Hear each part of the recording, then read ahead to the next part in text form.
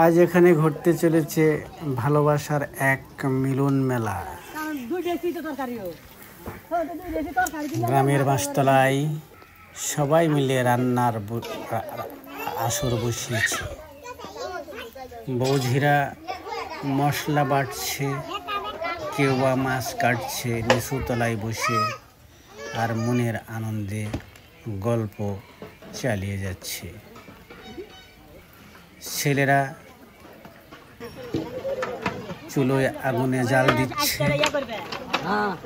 এই যে একসাথে মনের টানে ভালোবাসার বন্ধন রান্না, এটাই আমাদের গ্রামের ঐতিহ্য। গরম গরম হাঁড়িতে ফুটছে মাছ দিয়ে আলুর ঘাটি। এটা শুধু খাবার নয়, এর সাথে আছে হাসি, আনন্দ আর অটুট সম্পর্কের বন্ধন। যে যেটাই করি আমরা এরকম আয়োজন বছরে দু একবার করেই থাকি।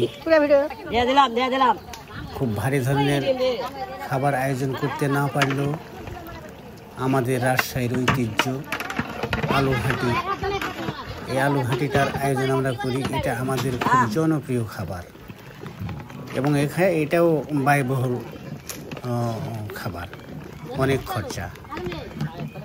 এক সসপ্যান আলু ঘাঁটতে গোস্তর থেকে খুব একটা খরচ কম পড়ে না।